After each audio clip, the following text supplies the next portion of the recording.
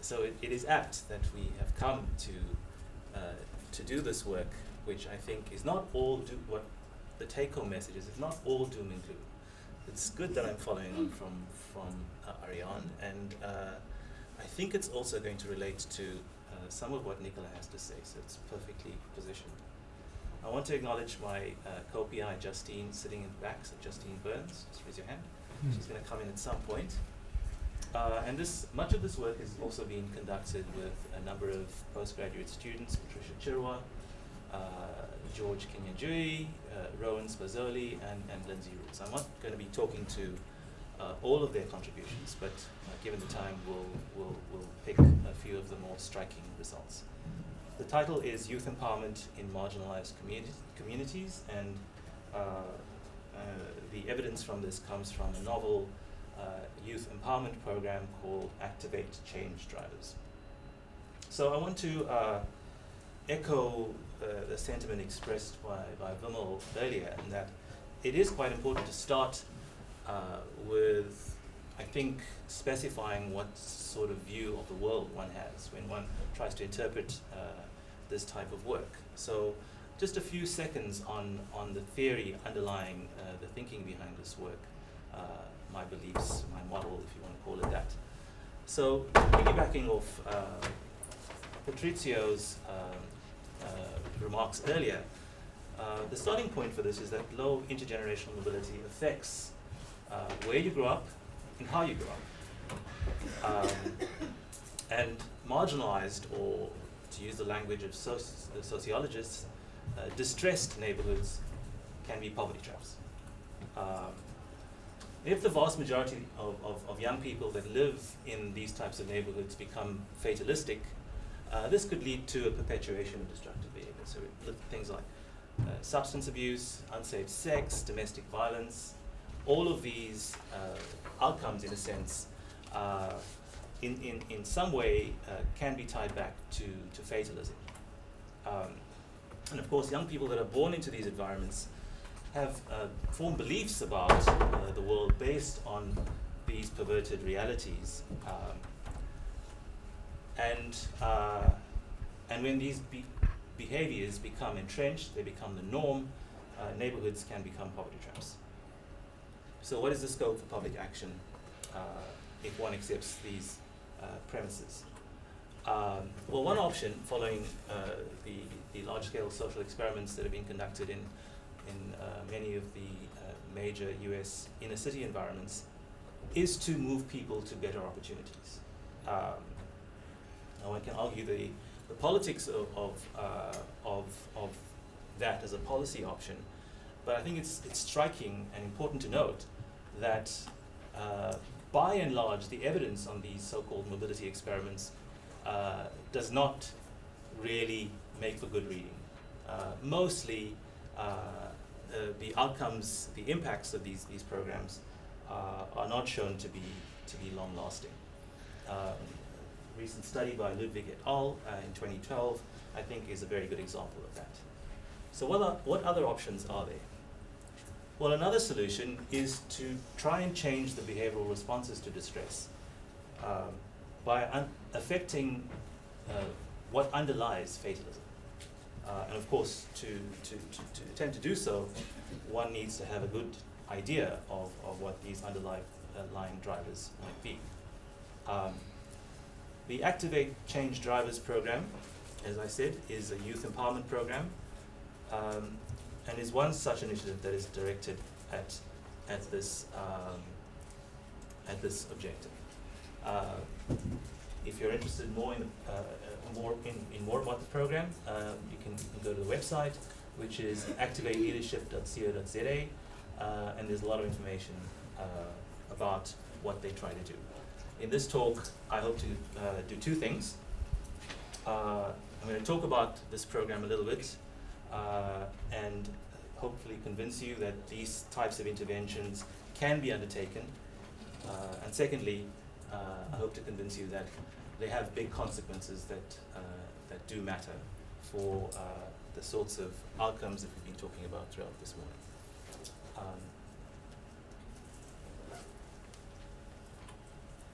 So what does Activate focus on? They talk about active social capital, the propensity to cooperate, to trust, to behave altruistically. There's also a focus on what economists would call preferences, the preferences for positive risk-taking, time discounting, how one values the future versus the present, or impatience, perceptions or beliefs. I've grouped trustworthiness, and I've placed trustworthiness under the rubric of perceptions, beliefs, because a lot of the evidence that we have actually in what is thought to be about trust from surveys turn out to be more indicative of trustworthiness. And it's important to keep in mind that these are distinct constructs, that is trust and trustworthiness. Corruption, they also focus on connecting up the participants that go through the Activate program, so there's a focus on networks, both across communities and across domains within communities. The people that are recruited for the program come from different sectors of civil society, mostly involving young people engaged in voluntary service in some or other kind, from environmental groups to groups that work with kids, to groups that work on the promotion of responsible sexual behavior. And the idea is to effectively equip the participants with a set of skills, as well as information and the activation of a network where they can collaborate in the different domains in which they are operating. The program content focuses on self-belief, aspirations, goal orientation, and resilience, creative thinking and problem solving, healthy lifestyle choices, communication skills, the use of technology, social networking, trust building, project management, political engagement. Before I describe the methodological approach we took to measuring impact, I want to very briefly talk about the main findings. Firstly, in terms of measuring many of these outcomes, we used a mixed methods approach. So both a combination of task and ask, if you will. So a lot of the outcomes of interest here cannot usefully be undertaken in a survey. There are some domains which we can talk about, but mostly we employed a variety of tasks to elicit the outcomes of interest. We also used extensive surveys on more traditional outcomes, which I will talk about in a second. So focusing first on the outcomes we measured through experiments, the first hypothesis is that the program will have increased pro-social preferences, by which we mean trust, altruism, cooperation. The items coded green are items, are domains in which we found positive impact of the program. The program altered preferences for risk and time discounting. And then outcomes measured through surveys. The first area of interest is around mental health and affective states. Here we collected data on depression and happiness. The impact on depression is coded red. It is a very nuanced mechanism in operation. So the interpretation is not straightforward, and I'm going to spend some time looking at that in this presentation.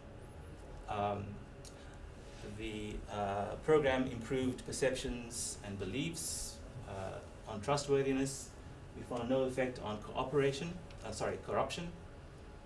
Partly our thinking here is that the program was very effective in terms of screening the participants. So on this domain, both those that went through the program and those that didn't showed very similar high levels of intolerance for corruption.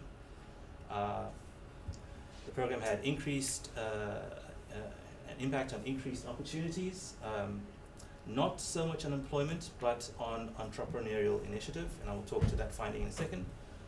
And it increased public innovation, in not an obvious way, and I've coded bargaining as a red outcome to indicate that, again here, the mechanisms at work are quite nuanced. And then finally, one of the main objectives is to connect up the participants. So we do see innovative social networking happening across a range of different types of activities. Okay. So the study design follows what's called a pipeline randomization. It's a randomized control trial. So a treatment control type of setup. The treatment group is constituted of people that were selected into the program. It differs from a standard experiment in that the control group were not denied participation but merely delayed participation.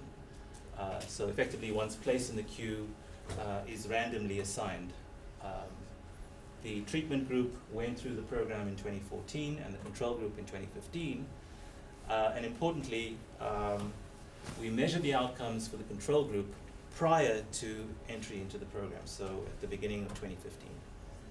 And this design is thought to be effective at mitigating selection bias, firstly because of the focus on successful applicants, secondly, the randomization element balances out the pre-existing differences between the two groups, and we showed this statistically. Okay, the first type of outcome I want to talk about is trust. We measured trust and trustworthiness through what's called the trust game, which I'll outline in a second. But then also had a variety of survey-based questions that we administered, which capture either perceptions or beliefs about, it is thought to trust, but the consensus that we read in the literature is that mostly the questions in surveys are about trustworthiness.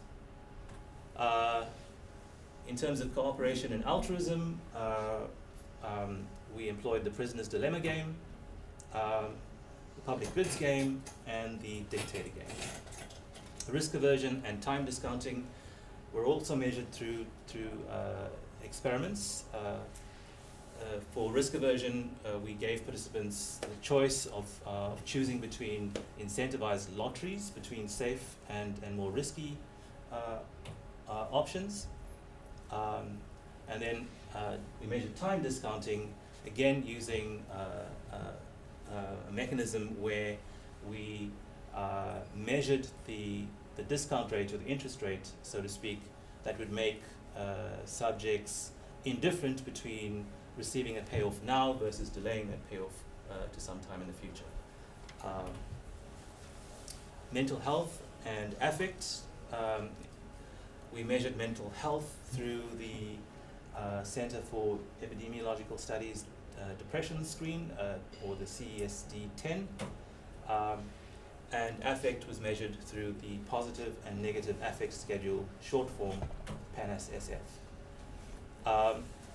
And then in terms of opportunities, we had the standard survey, which measured educational attainment and employment. And then finally, public innovation and connectedness, measured again through the survey, looking at civic engagement, and we also employed a bargaining experiment. Finally, survey questions on group memberships and the types of resources that people had access to in their communities. Okay. So I'm going to talk about trust for a second. So the trust experiment that we employed, also known as the investment game, works as follows. You have a player A and a player B.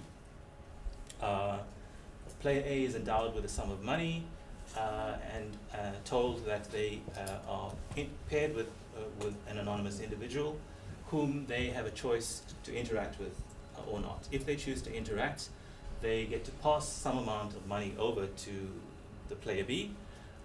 They're told that they can pass any of the endowment from 0 all the way up to all of it. The responder receives a larger amount than player A passes to them. It's usually multiplied by some factor. In this example, it's a factor of 3. In our case, it is a factor of 2. So the idea is that whatever A passes on to B is amplified by some social process, and then B gets to respond with a return, which could be, of course, something extremely low, or something extremely high, or something in between. So the behavior of the proposer, or the player A, we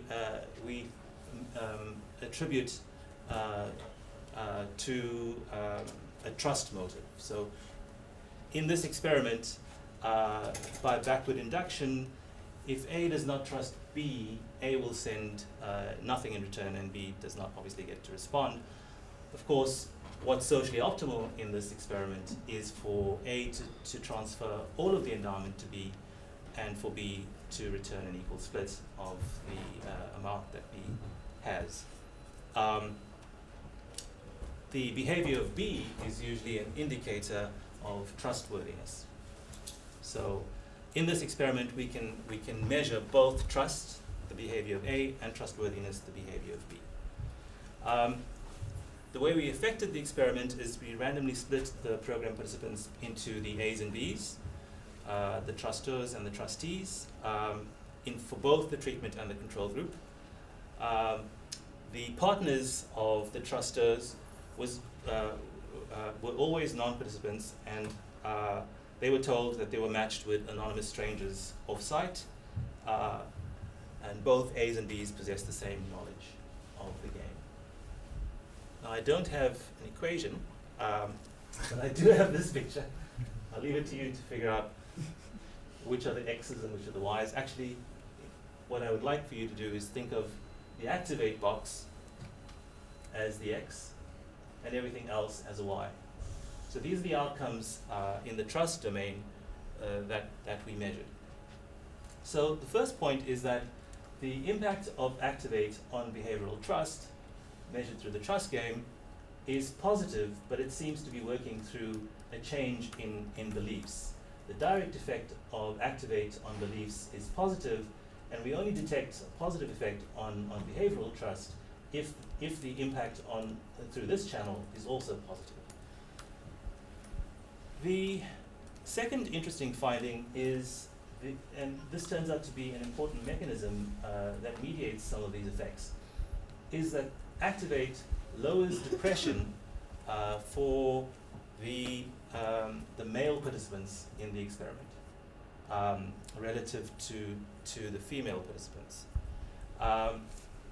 Now, this is interesting in and of itself, but it also appears that the impact that activate has on trustworthiness moves in the opposite direction in terms of gender.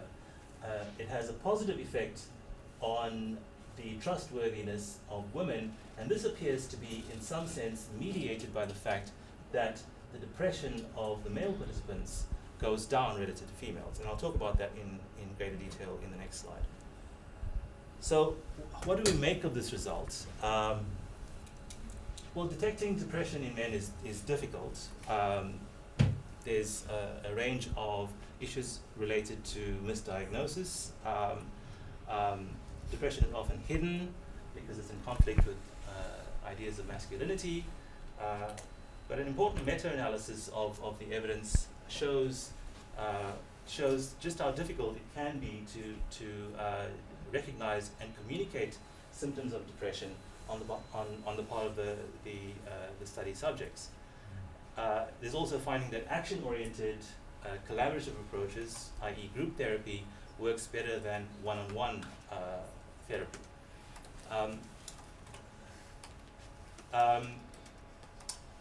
This type of group therapy called the Men's Stress Workshop, which is a targeted form of CBT for depressed men, seems to have an interesting structure that mirrors the way the Activate trainings function. Groups of 8 people, or rather 8 groups that ran for an hour-and-a-half sessions, focusing on the idea of self and making better decisions. Am I up? Okay. And we have evidence that this sort of approach works particularly well for men. But it also has this interesting consequence for women. This is stated somewhat incorrectly here, where it says it leads women to become more trustworthy. Rather, what we find is that because the program reduces the depression for men, the impact of the program on the trustworthiness of women works through this interesting channel where the average depression levels of women actually translates into a sort of self-signaling by women exhibiting behaviors of higher trustworthiness. And there is some evidence for this, that mental health can work in this way. There's an interesting study published last year that shows that people with a history of mood disorders, particularly bipolar 1 disorder and major depressive disorder, exhibit more trustworthiness in the trust game. So we don't want to overinterpret our result, but this particular experiment and this particular study seems to be consistent with this finding, that even though the depression of men declined, trustworthiness on the part of women went up as a consequence of the program.